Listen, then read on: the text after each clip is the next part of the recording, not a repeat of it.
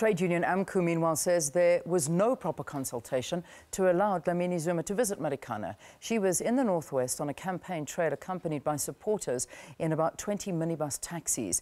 On the line, we have AMCU President Joseph Mathunjwa. Joseph Mathunjwa, thank you very much for talking to us here on the program.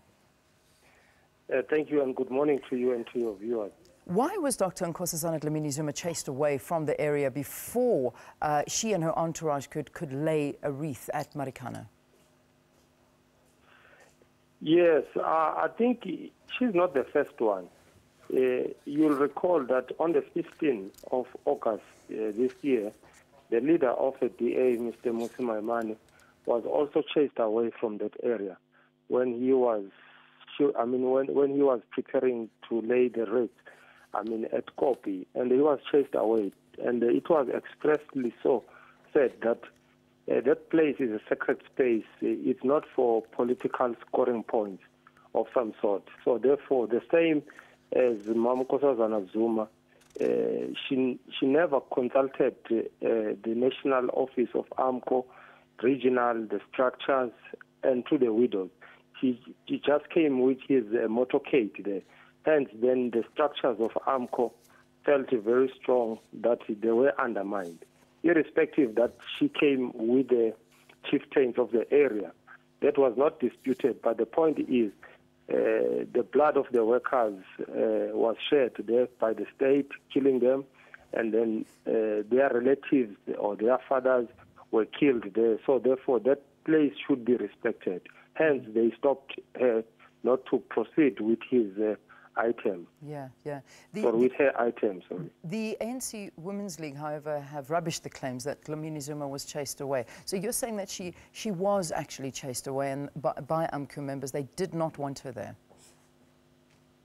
The information that we received from our leadership at the mine, they said yes, indeed, they prevented her from her intentions to lay the wreath because they were not consulted. Hence, he was not allowed. So whichever word you use, the point is she was not allowed. Okay. And also, as she's an African, she will understand very well that if a person died at a spot, you don't just willy-nilly come and do whatever. You need to consult to show a proper respect to the families concerned or to those people who are part, of that area. For instance, the workers, those workers, they are the survivors of the massacre. And I think one comrade did express that for 5 years, she never even spent the time to come to Falam Commission.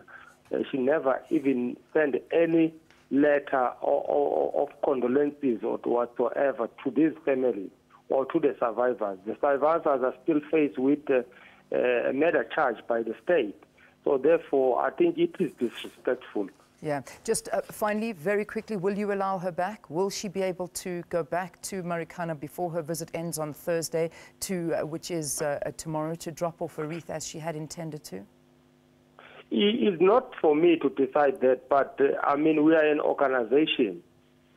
These widows are organized by AMCU. These workers are organized by AMCU. I believe that if it was another union who was a majority there, she could have conducted such leadership before she can even come to that area. So therefore, it's a protocol that has to be observed. He knows our offices. He knows if he wants to talk to us and to the lawyers and to the families which route she must take. But it cannot be just allowed that that area should be used for political campaigns. Okay. All right, we'll leave it there. Thanks for talking to us. AMCU President Joseph Mathunjwa.